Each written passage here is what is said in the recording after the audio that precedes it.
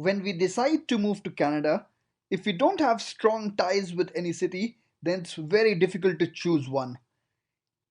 We do have several options like Toronto, Vancouver, Montreal, Ottawa, Calgary, Halifax, etc.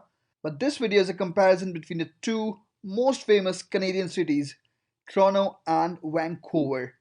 We'll compare the two cities based on several factors, starting with geography, of course, the weather, the population in these two different cities, the crime rate in the two cities.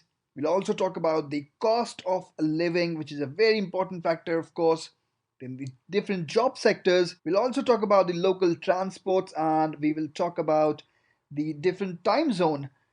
So this video is going to be very interesting. I just hope that this video will help you choose the city where you want to live in Canada. So without any further ado, let's begin this video.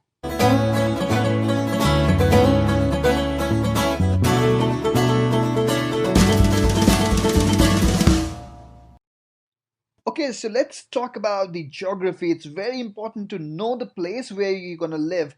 So we'll talk about the geography of Toronto and Vancouver. We'll talk about the comparison. Okay, so this is the map of Canada and this is the place where Toronto is located, and this is the place where Vancouver is located. So Toronto basically is towards the east and Vancouver is towards the west of Canada. Now, Vancouver is in British Columbia and of course Toronto is in Ontario. So let me tell you that Vancouver is the largest city of British Columbia and Toronto is the largest city of Ontario. So the choice gets very difficult. Now, Vancouver is bounded to the north by English Bay and the Burrend Inlet, and to the south by the Fraser River, while Toronto is bounded by Lake Ontario to the south and by Humber, Don, and Rough rivers from the other sides.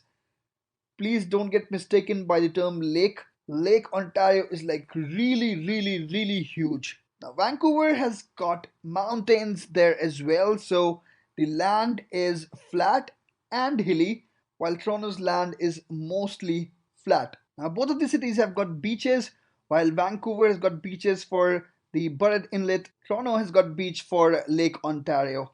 However, I believe that Vancouver beaches are more real ones because beach of Lake Ontario is more of a lake shore rather than beach. Okay, now let's talk about the weather. Of course, when you talk of Canada, it's very important to talk about weather. The weather conditions can get really harsh in Canada. So we'll talk about the weather conditions in different months in the last 1 year. So here's a comparison which is very interesting. You can see in the month of July 2019, the minimum temperature of Vancouver was 10.4 and the maximum was 28.5, while that of Toronto was minimum of 14.3 and maximum of 33 degrees, which means that Toronto gets really hotter in summertime. Now, talking of winters, you can see the month of February or January. So, the month of February in Vancouver, the minimum temperature was minus 8.8 degrees, while the month of February in Toronto was really harsh, and January was even harsher because it had minus 23 degrees temperature. So in a nutshell, Vancouver's temperature is much better because in winters it is not that cold and in summers it is not that hot. It is more of a moderate kind of a weather. Alright, now let's talk about the population and the crime rate. So both the cities have got people from multiple origin, from multiple religions. So let's talk about the people, the population in Vancouver. So in Vancouver, actually, Canadians are like 46%, like the white Canadians. Chinese are 28%. South Asians are 6% and Filipinos are 6% as well. The total immigrant population is about 40% in Vancouver.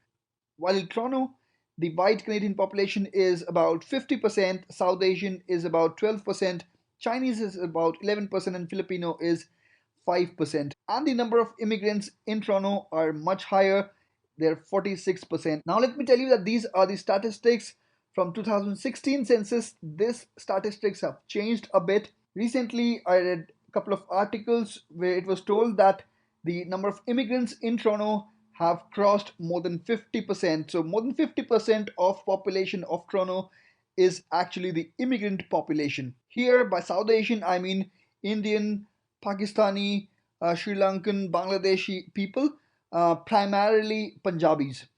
And in the case of Vancouver, the Chinese population is really huge over there. In fact, the Chinatown of Vancouver is the biggest in Canada. Of course, Toronto has got its own Chinatown as well, but the Vancouver Chinatown is the biggest one. Okay, now let's talk about the crime rate. Of course, if we want to go to a safer city, to a safer place where we can live with our families without any worries. So the crime index in Vancouver is 36, while the safety index is 64.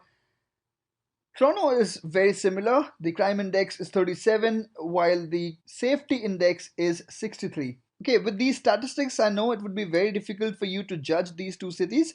So let me compare these statistics with a city in India and one in Pakistan. So Delhi in India and Karachi in Pakistan I chose. So both of them have got a pretty similar crime index and safety index as well. Delhi's safe crime index is about 58 and safety index is 41. Karachi's it's 56, safety index is 44. So you can see both Vancouver and Toronto are much lesser in the crime index and much higher in the safety index. So of course you can be rest assured about both of these cities. Both cities are very safe, but of course there are some crimes which do happen. Okay, now let's talk about the different job sectors in the two cities. And a bonus, I'll also tell you about the job salaries, the minimum wage and the average wages in the two cities.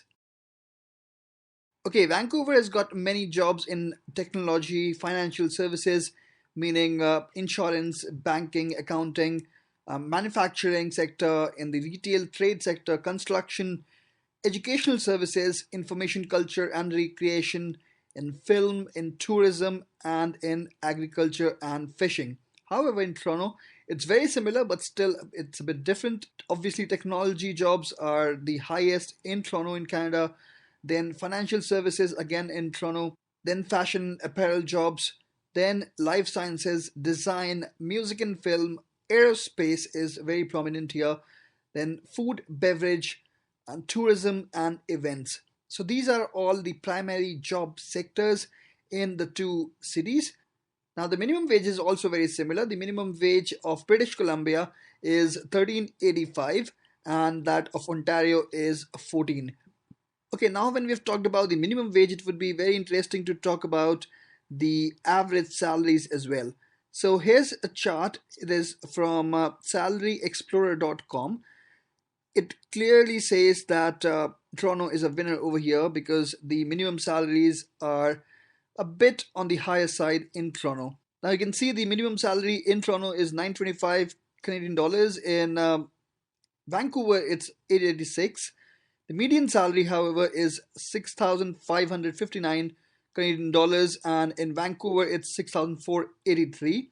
And the maximum salary per month in is 30,255 Canadian dollars, while in Toronto, it's 28,997.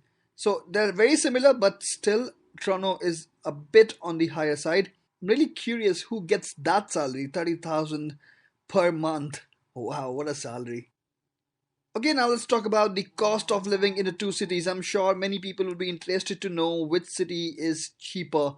Okay, to compare the cost of living, I'll take you to this website, numbeo.com.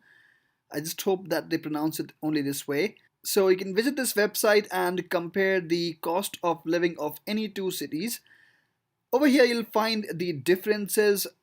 They've clearly mentioned that Vancouver is slightly lower in comparison to Toronto apart from the rents. However, I just read an article just a few weeks back which said that the rents of Toronto have been increased by 10% since last year and they've crossed the rent prices in Vancouver now. Whatever it is, the rent prices are very similar But apart from that, you can see that Vancouver is slightly cheaper than Toronto. However, just a couple of years ago, Toronto was a bit cheaper than Vancouver. In the last couple of years, prices of rents and other stuff in Toronto have really gone high. So you can come over here, you can compare different stuff, like a simple meal in an inexpensive restaurant would cost you $20 in Toronto, while it would cost you $16 in Vancouver.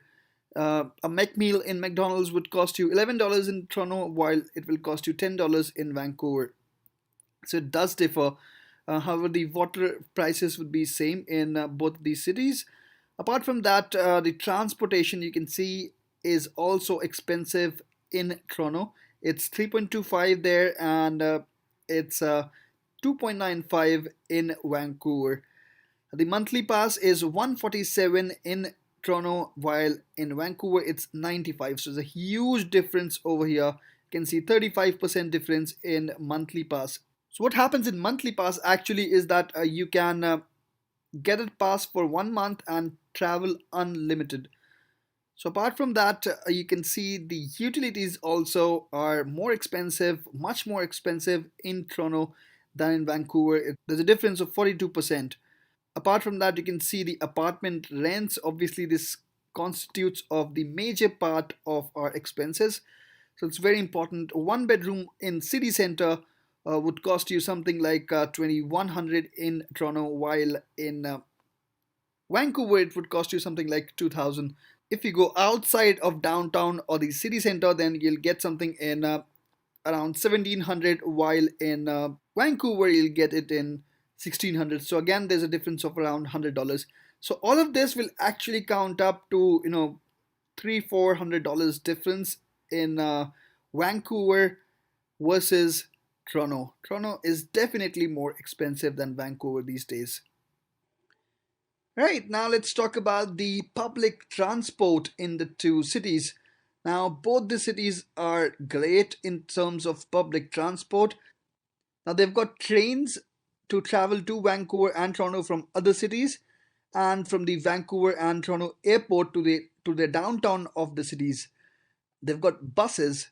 Now, in Vancouver, they've got SkyTrain, which is a totally automated train, while in Toronto, they've got Subway, which is very, very old. But just like the Delhi Metro, it's the lifeline of Toronto. Now, Vancouver hasn't got any tram or streetcars, as they say here in Canada, but Toronto has got streetcars all over the city. It's really fun traveling in those streetcars. Okay, now to travel in the ocean, Vancouver has got sea bus through which you can travel in the ocean from the coastline to the different islands. While in Toronto, they've got ferries to travel from the lakeshore to different islands of Lake Ontario. Okay, now coming over to the time zone. I'm sure not everyone would be aware that Vancouver and Toronto are in different time zones. Vancouver is in Pacific Daylight Time and Toronto is in Eastern Daylight Time. So let's talk about summers. If it is 7 p.m. in Vancouver, then it would be 10 p.m. in Toronto. There's a difference of 3 hours. If you want to compare it with Indian Standard Time, then it would be 7:30 a.m. of the next day in Delhi, in any place in India rather. While in winters it would change. However, the time in Vancouver and Toronto would be same, but the time in India would then be 8:30 a.m. of the next day. So the time difference would actually increase by 1 hour. Okay, so that's it for this video. I just hope that the information shared in this video would help you guys in deciding which city you want to choose. I'll provide some useful links in the description below so that you can also compare based on different statistics which city you want to choose to live in Canada. Thanks for watching this video. If you like the video, please click the thumbs up button and share it with your friends if you think it would be useful for them. And please don't forget to subscribe my channel if you haven't subscribed it yet.